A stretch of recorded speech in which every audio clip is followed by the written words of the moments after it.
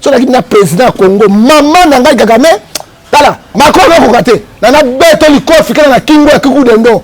Tama kingo na buka. Tama ngala kana buka ngo penda Kagame. Amoni hein. Et ça il y a défier le monde.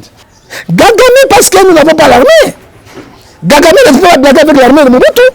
Diaspora na ba congolais to kotiki là pas mon côté. OK. Évite to bundela pona mboka na biso kino suka. Kagame azotia biso Osapi na Mosomba. Monsieur Kagame a rappelé yo. Guerre 6 jours na kati ya Kisangani. Tshisekedi pa zobanga. So la tie moto, le quoi a armée te ba Rwanda ba kokota kaka même ndenge ba longola ki Mobutu ba kolongola na bopete. Infiltrer l'autre armée na partout de ba généraux ba ça modèle na Kigali. Ba tosilani. Alors, ceux qui veulent être président sont là tel intérêt à peuple. Motoko langai 16 millions bomi yango, je ne peux pas être ton ami. Dans l'état de siège, ça dit quoi? 20 morts, il a toujours le sabotage, hein? Il a toujours la mortalité. C'est quand on le état de siège, impact dans les alliés, nini? Il y a un Congo, tout le monde est en Zambie, hein? Ils ont un bon à battre. Oh, Motosongolo, moi, Namboka, tout cela. Tant que moni, moi, la sauce à Tony Nzungu, l'Obama Mazanase. Il y a quelque chose qui se prépare au Congo démocratique. Je pense que l'Ali, tu l'as mouki, est-ce que. Mais c'est comme Soudan, Gagama, ça a un abisso. Si on a chaque province, la musique a 20 000, 20 000, 20 000, il y a musulmans, 20 000, 20 000, on va soldats. La pétrole est bien à Koulouna. Si c'est quand tu peux la part, ajouter 20 000 soldats dans chaque province, donc comme 200 000, tu quittes la Rwanda au Kokango. Alimbisi biso mais robo c'est la gangote. Atei John Ngefa. Notre ami Balé Roger Bak. Moto ami Sato aikotia Bakumuda. Ça vengeance et ba haine. Monsieur le pasteur, il y a mon biso misato. Amoni biso kola libole ate magbole ya na ye. Magbole ne ba linga. Na bato mo poto te donc bato ko sakana bango bo magbole ya. Donc biso mi bole ya na ye.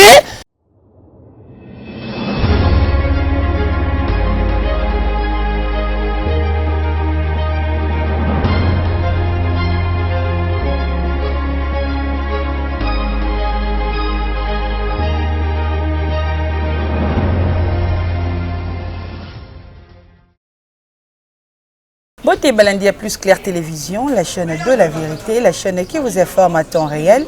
Grâce Tumba, une fois de plus, Namanda Kunabino, le numéro est Sikana, mon amboka, prophète John Ngefa, le prophète du peuple Tomeka Kusone, Basangoto, Actualité, Yamboka, Nabiso, République démocratique du Congo. Je dis un grand merci à mon réalisateur pour la Yombe, pourquoi pas aussi à mon cordon Opi Mafouikou. Je dis directement bonjour à mon invité. Bonjour au professeur. Bonjour Nzambe Apambolayo, attends autres Misabiso, mais nous sommes là pour défendre Congo. Hein?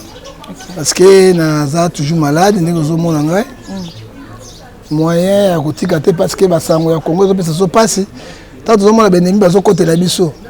Parce que détruire biso.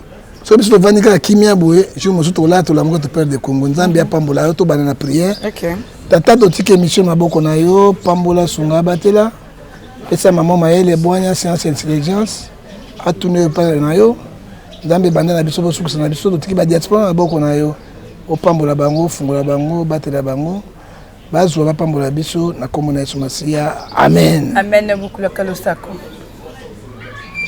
Bakati sa rebale na posa ya mboka te okozinda. Prophète John Ngefa Losako. Bilia bisanga. Courage ndi atondaka. Le prophète du peuple Losako. Nyokata longoni poso, akotika ka nyoka ko changer te. Prophète John Ngefa Losako. Ce que moni lion mino eziki kozwa broso sukole minote pa okata loboko. Prophète John Ngefa Losako. Chokolilo nde mokonzi makambo.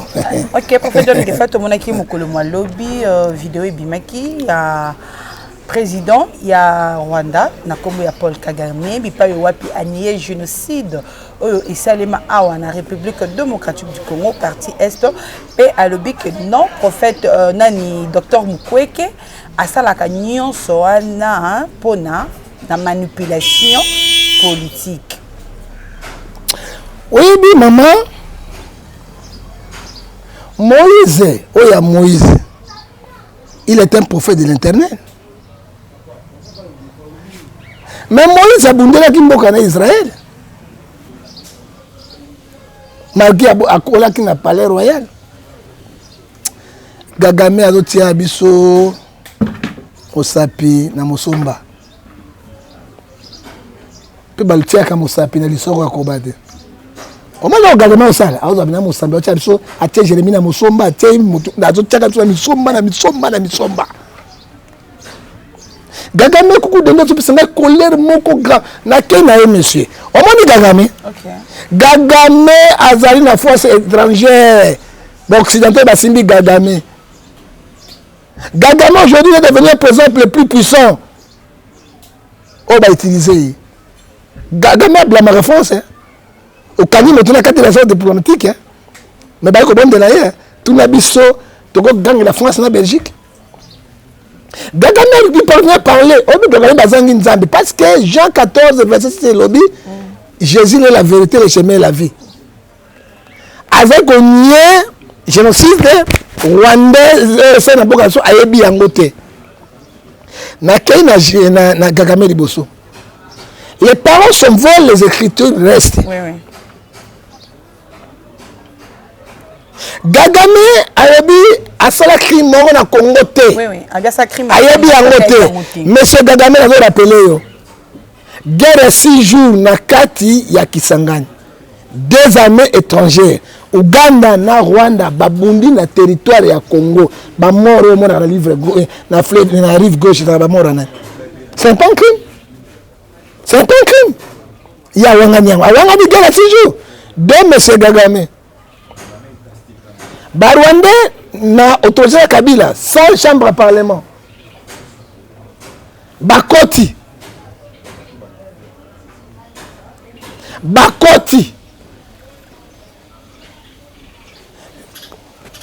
Kamera Loba, président de la République, Kabila Erwana, comment 2 forces étrangères, Bako Kote na République de Mali Congo, ça parlement eba, Bossai Bolongoli, Kamera. L'ensemble d'une. Puis son peuple, vous, Moboulou, papa, Moussoukou, Obimi Saki ba troupe na sauté, bébé la troupe batika la ki na République de Mali, yango minyembo, ba tele meki minyembo.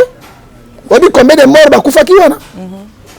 Mais c'est Gagame Kuku Dendo, Yozo le Baosali crime morote.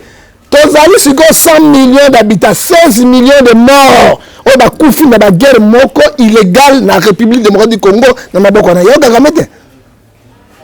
Monsieur Gagame, Apocalypse 6 verset 10. Makila ya Abel Ganga liboso nzambe. Gagame moi j'ai vu. Bazui maman 6 na bana mike bakangi bango bazuya na bango basuya na Rwanda batiki nzela quelque part bo bazo beta bango masasi na mo ta bakufi ezali crime te. Gagame parce que nous n'avons pas l'armée. Gagame ne peut pas blaguer avec l'armée de Mobutu. Il ne peut pas blaguer. Gagame c'est Gabiso on te couvre la cohérence. Mais monsieur Gagame état de siège ezali article 145 146 de la constitution. Mais j'ai vu lobby na beni 20 morts. Babomi bango sous 20 morts. C'est ça na ngelo te. Et c'est là on est sali 20 morts lelo. Mais yo na arrogance na yo na kati ya France comme aux intouchables. Aux bateaux na yo lobby na yebi crime morote, likambo te. Mais congolais diaspora na ba congolais tokotiki là pas mon côté. OK. Et vite tokobundela pona mboka na biso kino suka. Yango na kosuka na yeboye. Gagame. Olobi ça crime moko na Congo te. Pona na mboka na biso Kivu. OK na Butembo. Il faut les kana bangomba ngati obimi na Kigali. Ba futi péage. Ba zongi lisuti na la République du Congo. Ezali ni crime économique te. Gagame ça crime moko na Congo te. Pona ko pas mukwege. Oh so imbécile na yo. Yo na or wapi osala usine ya raffinerie ya or. En plus ça a premier. Ozali premier producteur. Siko mboka na or ezalaka te. Kobate ezalaka te. Zenga ezalaka te. Ozali premier yango siko zumbongo yango wapi. Mbongo na biso ezali crime économique. Obongisi Rwanda. Okomisa ngo paradis. Siko yo kotika biso to développer te. Tu nous ozopie biso chaque jour tu es là. C'est un petit président qui a Congo à solo na ko beto li kofi na kingo wana. John Gefa meto moni ma. Tikana loba so na ki zero bisayo e bisanga kanda. Ok, au moins là, sur la président Congo, maman n'anga Kagame, voilà. Mon travail na muké le président français comment il est Macron. Macron non kokaté. Nana beto li kofi kana na kingo ya kuku dendo. Mais malgré que son ana président Fachi azo yamba le quoi. Mais nzela maman yazo mais c'est mukwenge pona ni. Gagame. Avec mukwenge nzela nano non. Nabi Gagame. Mukwenge docteur. Moi na yasi moi. Bozo bebisa bozo panzaye. Une année, 2 ans, 3 ans, mukwenge ya lobate. Quelle manipulation? Mukwenge c'est Congolais. Il n'est pas vraiment touché. Azomona mabe wana, azoko déclarer yango, asa manipulation, to kondima yango, ata mukolo moko te. Azoko luko ba mukwege. Plan na il faut ba mukwege. Mukwege pas kufa te, il est posé par Dieu, par le peuple congolais. Bon prophète John Ngefa, tout le monde a une question dans Mago Devian. Comment ça fait-il malgré propos au Paul Kagame à tenir wana président Félix Ozali Mukambi Ekolo, il s'est fait ami à Kagame, il prend des photos, il a des confrères, pe ami na mettons que Kagame a détruire Mokanaya, azo bomba oyaye, azo wanga na pe ba onyo so fait nyoso ozali na ba preuve nyoso na ba rapport mapping qui aye bien honte. Rapport mapping ba benga biso ba Jonas Samana Kagame. Hein? Est-ce que le Rwanda est un pays francophone? Mais à qui est anglophone? Oui. C'est lui qui défie le monde. Nous ne pouvons pas Kagame, il défie le monde. T'as moi qui on a boucan, t'as mangala on a boucan no penda Kagame. Et ça, il y a des filles au monde. Il y a mis balai. Mais on a pouvoir. Le roi de Zé Kabila, qui l'a amené? C'est Rwanda. Joseph Kabila, non, il a pouvoir. C'est Rwanda. On a moins de chef d'état-major, il y a James Kabila, comme on a c'est Rwanda. Donc, tu sais qu'il y a la politique, il n'y a pas les amis, ils ont des intérêts.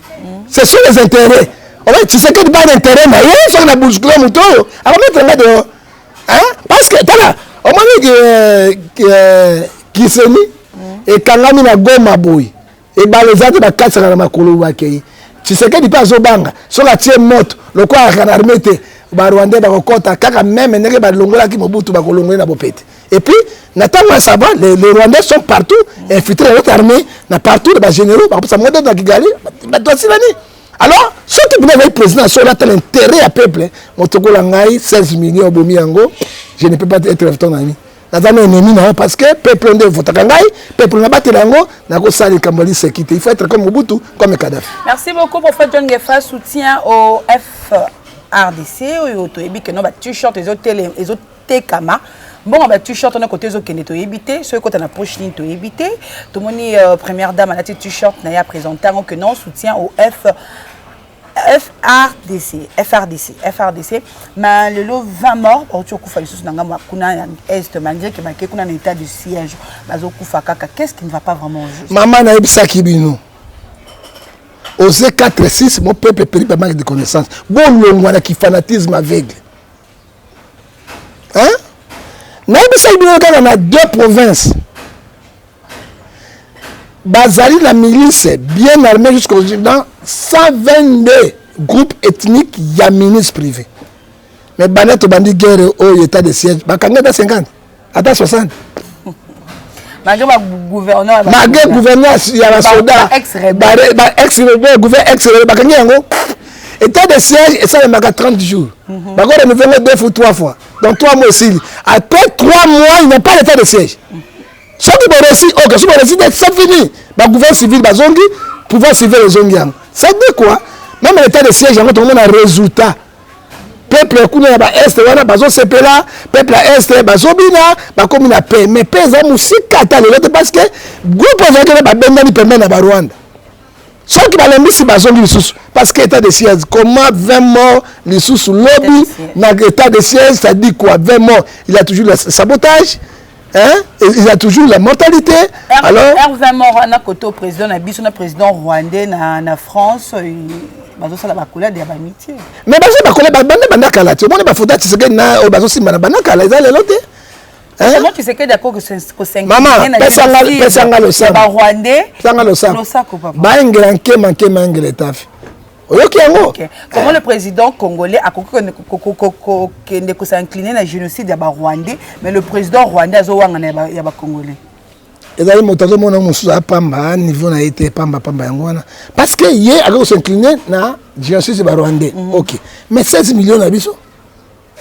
Même 16 millions mais 20 morts bakufi lobi. Bako s'incliner na ngote. Ça dit quoi? Entre l'ami et le frère, le choix est clair. Le choix est clair. Alors, maman, likamba Congo to bon de Nzambe hein? Ils ont beaucoup batouté. Oh, moto songolo mwana mboka o tout cela. Oh, étranger azalaki. Ils ont Nzambe mo kasala. À part Nzambe. Hein? O Nzambe alobi mais Matthieu 11:28 bona mikumba na bine pa na ngai. Mais na bato mokili bo jamais. Même la France a condamné. Ba journaliste balobi. Français balobi, mais nous savons que le Rwanda est auteur de génocide congolais. Awanga niango. Ba journaliste anglais balobi awanga niango. Hein? Ah, ça dit quoi? Hein? Tant que moni moi na soso toni nzungu, loba mama zanase. Il y a quelque chose qui se prépare au Congo démocratique. Je pense que l'ali to la muki est que. Mais c'est comme Soudan. Tant que Kagame a défié MONUSCO. Alors mais bino bozo bangana ngala ko se guerre à Congo. Ba tout le monde na ime MONUSCO est là pendant 21 ans. Comment il est incapable ya ko sa guerre wana. Mais ngaso na continue aussi ça ezani. Ezali hein, ça dit quoi? Kagame force ni azanango. Rwanda a comme on a 10 millions d'habitants. Je ne crois pas. Gabon a 2 millions d'habitants. Brazzaville 5 millions d'habitants. Kinshasa c'est l'équipe bango. Mais biso comme si 100 millions d'habitants. Kagame ça gana biso. Soit le biso biso sur chaque province. La musique a 20 000 il y a musulmans. 20 000 on va soldater. La pétrole a kuluna wana. Tu sais quand tu peux la part na ajouter 20 000 soldats dans chaque province. Donc comme 200 000. To kiti na Rwanda ko kango. Beaucoup quand même banga ma campagne Congo la banga na e ka lo zaka pressé to ke to. Maman, monde entier, je n'ai jamais vu bato bazangi masasi na mindoki bakani ba rebelle na mindoki ba tumbi bango c'est Congo. Comment une histoire? J'ai vu comment les Congolais chassaient Mobutu. Qui avait l'armée, DSP, garde civile, avait tout. Maman, oui, Somme 33, verset 10, ce n'est pas l'armée qui protège les rois. Okay. Hein? Et dire on verse la puissance du roi. La 16. Il faut qu'il y ait la parole de Dieu. Hein? Il faut qu'il y ait au moins il y a qui c'est ça. Au moins il y a qui c'est démonstration. Maman, au Ecclésiaste chapitre 3, verset 1 à 4, on dit chaque chose à son temps. Il est un bon jour. Esprit du Seigneur, et qu'on quitte les Congolais. Nabano ya Mike. Au début, Kabila a l'ongwa qui pose. Catholique, non manjanzate. Bang bang. Au début, Kabila a l'ongwa qui pose. Bang bang bang bang. Catholique, Kabila, tu as dit manjanza catholique. Bang bang bang chaque jour, chaque minute. Kabila, c'est la force divine. Hein? Qui peut maîtriser force à Kabila. Kabila ne peut pas laisser le pays comme ça, n'a pété. Alors, on laisse à monter. Aucun président comme Mboka na 20e siècle n'a pété. À part la minelle. Parce qu'il a vu au Nakambonaye. Au moni Kagame. Alors, ça a biso. Kagame, alors, tu as Moussapi, na l'isoko ya Kuba. À cause de conséquences. Mais tu veux que ça au Tchèque Kuna et Kagame na lobi Zamba na patience na ye maman. Maman côté bini. Donc on se allait au Qatar, est-ce que Israël ba kenaki na bombu combien de ans? 430 ans. Et ça 430 ans na bombu. Mais un bon jour, Nzambe alali kolela. On doit Nzambe. Et allez quoi Somme 34 verset Somme 34, verset 20, les malheurs atteignent toujours les 10, mais Dieu l'en délivre toujours. Il a un bon jour. Oh, toujours là. État de siège. Là, on a la radio, on a 20 morts. C'est quand on a l'état de siège, impact dans les amis, nini. Ça dit quoi? Ça dit quoi? Nzambe a une responsabilité. À part Nzambe, rien. Idriss Déby, il ne savait pas, aucun jour, à coup de champ de bataille. Hein? Ça, c'est une musique. Mais c'est le Seigneur de mon rabbin pour faire naï. Le Dieu que nous prions, il est omnipotent, omniscient, omniprésent. Toi, c'est découragé. Toi, on a Mindou quitté. Toi, on a Basoudate. Mais Nzambe a kobunde la biso. Merci beaucoup, prophète John Ngefa. Mais qu'est-ce qui se passe entre yo, na pasteur Moïse Mbi et na papa Roger Baka? Maman, nga na landika kolanda. Na radine Siloé. A sali documentaire. Le documentaire le bi bato ba destin bisa vie na ye. Ali bisi biso mais robo sala ka ngote. Vous déstabilisez via Moudinga et Soundé. Mais quand tu as un documentaire, tu es partout, dans le monde partout. Atchei John Ngefa. Notre ami Balé Roger Baka. Notre ami Sato Aïkotia Dakumuda. Oui, Dakumuda, problème était bango na bango. Linda, bon problème était bango na bango. C'est quoi, Binda Castro. C'est quoi, na Roger Baka, tu veux les Ngana Roger Baka, tu veux les ko défendre ba ami en Zambie. Mission d'Amba Pessingai, le coup la sentinelle. Ézéchiel 33, verset 7. Roi la prophète Esaïe, celui qui prend la pensée de Dieu, il transmet au peuple de Dieu. Roi la prophète, exhorter, édifier et consoler. Roi la prophète de Sous, Esaïe annoncer, Makambo Osakoya Batoba Bongwa. Hein? C'est notre rôle. Tout le monde qui était tata oyo. A commis na mayele moko ya pelengu tsoko la ndangote. Gege na oka mari misamba imba gege, babia yemba, ba misé bebele bayoka. Tobite Osée 4, verset 6, mon père paye pas ma conscience, il faut Makambo yoto sauver ma âme. La Bible nous dit, Ephésiens 5, verset 11, condamnez tous les œuvres effectuées du démon. A dit condamner en efficacité. Bible paye le bien abyssal sous. Dans Matthieu 23, verset 1 à 4, le bien était, fait accueillir ceux qui sont faibles de la foi, ne discutez pas les opinions. C'est très grave. Nayaki na mawa azongi na sango olakisi ya milene onoge totika ngo kaka boye le kaka boye parce que tombi azali tona non, là nous ne sommes pas les bons serviteurs de Dieu. Un bon serviteur de Dieu, celui qui défend la doctrine chrétienne, hein? Qui a la peur, qui a l'obéissance à Dieu, on ne doit pas kolobayamu likambo ya tatao ok? Dans la clip, nous sommes bien. Bah! Bis total yango. Tout le monde John Sinai. So ka jumo tabete bu akoi asali ebo. So ka metier bu si comment ça dit? Ah! Si nous to bone hakuna. Mais aussi ya Illuminati, aussi ya pelengende ya poso. Nous sommes obligés en tant que les sentinelles de parler, annoncer au peuple de dire attention, le mal est là. C'est notre rôle. Si tu as kimia, tu as complicité à Makambouana. Il y a des gens qui maman, il y a des gens qui sont les Camerouniens. Il y a des gens qui il y a des gens qui sont les job. Makembe sen job. Et là, la moitié de job, on a Makembe sen job. Abimisi pour les motonnions sur le bac. Na yotumba le bac. Tatiano sang le bac. Les blancs à le bac. Libanais à le bac. Motonnions à condamner le Cambo et motonnions. Oh, il y a Yann. Hein? Tu as dit qu'il y a un pité l'équipe. Il y a une photo là, aux autres Sambi, il y a un tal. Tout le monde a dit que c'est un quand tu as dit que tu as dit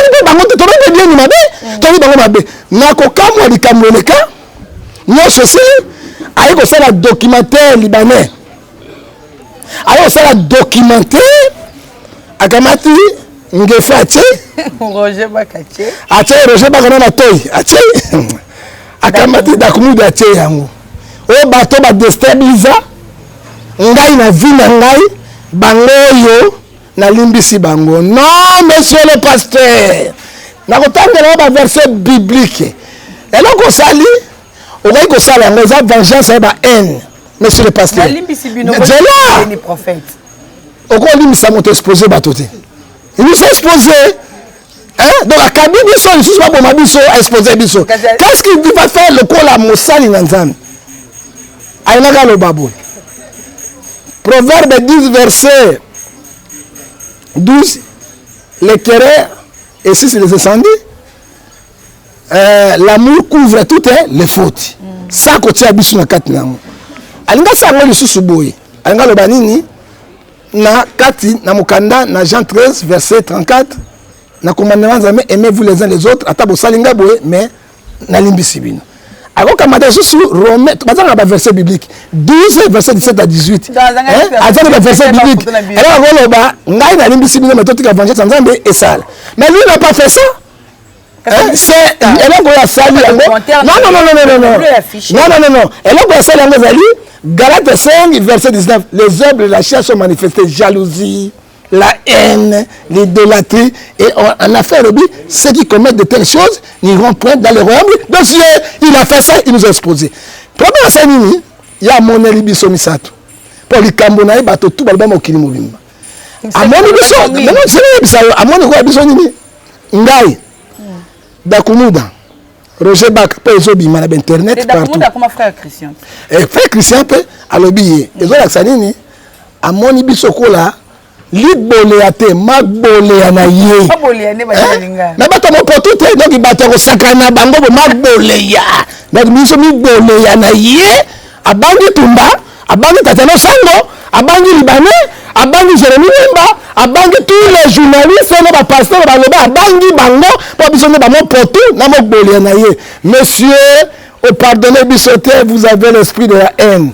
Un homme de Dieu, Azoloba, dans Philippiens chapitre 3, verset 17 à 19, on doit imiter la vie de Christ. La vie de Christ, c'est le pardon. Okay. Mais pardon, il y a que se poser du son. Je me suis vendu, mais qu'est-ce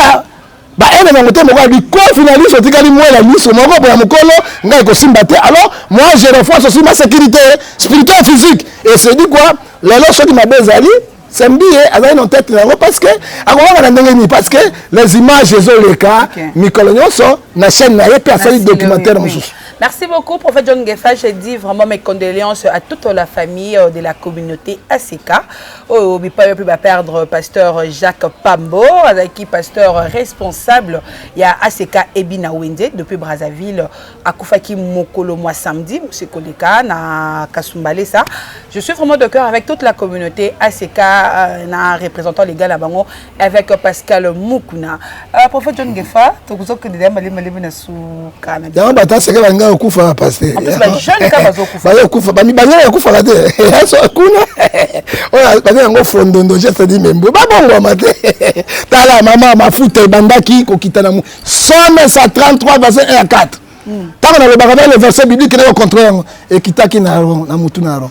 Aaron c'est la puissance c'est Saint-Esprit et kitaki na babarde. Ce sont des collaborateurs de pasteurs et qui bien bandini. Ce que mon église comme pasteur ba kufa kana bandimi belé et ba likambozawa. Merci prophète John Ngefa, comme pratiquement na souka ya émission so mokolo manelo to la kalana ba internet na biso numéro pas téléphone ko na kopé ça na ba onyo so sepela ko bengo peut-être pour na lité prière. Quand la prière ce que toucher les Cambodgiens Congo. Maman, na sisi ko sala émission, j'étais avec Rémi Bobois na Osama. Au Taliban. Il y a une gravité. Bon, on sait, mais ça vient de internet, on sait que ça va bien. Mais il y a un pouvoir. Donc, un restaurant, quelque part, on m'a proposé. La somme est minée, même la diaspora, à côté de ça, on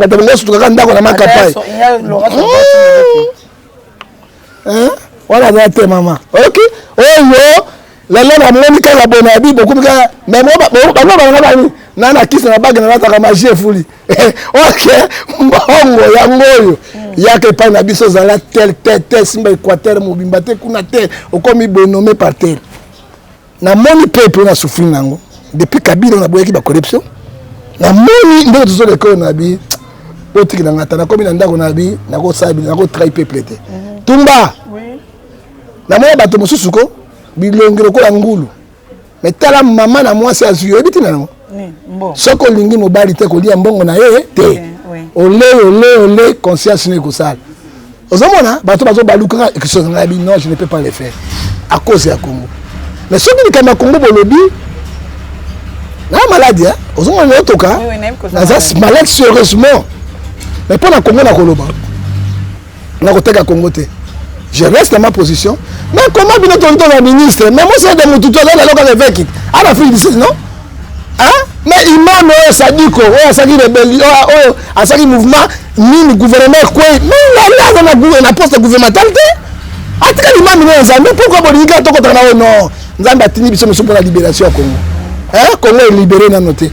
Mais Congo sera libéré. Il faut des vrais pasteurs oyo ba koteya pour que la peuple nous ambassade. Alors soko bi likamba Congo après ça sombo tété net lelo moto ko toucher ka Congo na ko pesa moto mbo tété ta maman na na PCT papa na PCT na ta loni na PCT moto moko té na ko pesa ka Jésus parce que pesa ne passe motema o a un problème na ye spirituellement, problème physiquement. Autre que sur ma bande de lit, biso doit ba faux pasteur, na ba faux prophète honnête, donc na ba directif, au ko ko benga na bande de la pona bino na 00243 89 610 49 41. 243 81 877 26 78. Puis au ko sous na 00243 99 99 42 937. Mbote ya suka. Na pesika na yo nzambe. Yesu namoni pembeni nanga barwanda bakofulukisa ngai nazali kongole pasi na pasi kolo nanga dijola ngala ko wana te di katira mukele ko nanga kotako nazo sema matumba nzembo nazo mba pona sukisa nango na kopesa moto mbote te na pesika Yesu masia soki namoni nzembo nazo mba namoni pembeni nanga Rwanda Paul Kagame bango bazali kofulukisa na richesse ya Congo biso lokote.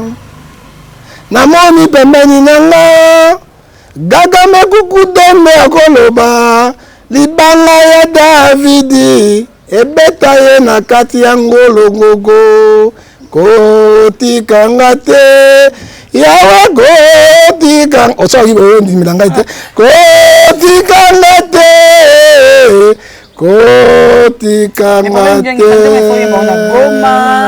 na kwemba na Goma ko namoni na kati na Goma fondo kinene Goma na Goma yo ni ngate na ko bagaga nese ore kuna na ko mara ngate na yo moto maboni ngate ateme mo gwengete ngai te nazala boto na ngai Kagame soko meki na kimi na Équateur na kei et biso non azana sécurité totale de pas rester à Goma soka salaire il kamba Idriss Déby ba peki sa Idriss Déby ba diko kenye na kata guerre te ayoka kité Idriss Déby sukini alors soyez prudent tous en moko na bolingo na bosalisani toko défendre le Congo ata mwana na libumu na yo abotamite tumbato zate. Moi, on a défendre le Congo démocratique. Merci beaucoup, prophète John Gefa. Ils allaient qui, grâce Tumba, na micro. Na invité Zaki, prophète John Gefa, na ma caméra, Zaki Popola Yombe. Na régie finale cordon, Opim Africo, Joël Gona, chasseur d'image Gonago, Joël Kombela, Kombelaise, na assistante Zaki na Rémi Bobois, DT Rémi Bobois. Maintenant, Libandi. Jérémy Luemba, na bossali komba caméraman, ne ba oyo tozaki bango en assistance, ceux qui zaki mbano liboso ko tala biso ko bossa na garçon mukendi. Garçon mukendi na ngai kuna. Ceux qui zaki mbano liboso ko bossa te na ko aimer, ko partager, pourquoi pas aussi ko s'abonner na chaîne biso Plus Clair Télévision, ceux qui suggestions ali ou bien questions ou bien conseils. Benga biso na numéro sur vous allez afficher na écran na binoko benga te que non na mutuka na ngana na te kalukela na client te ngaba client o ba luka mituka te s'il vous plaît. Abonnez-vous vraiment sur Plus Clair Télévision et que ça biso vraiment bien makasi moi grâce Tumba je vous dis bye et au prochain numéro.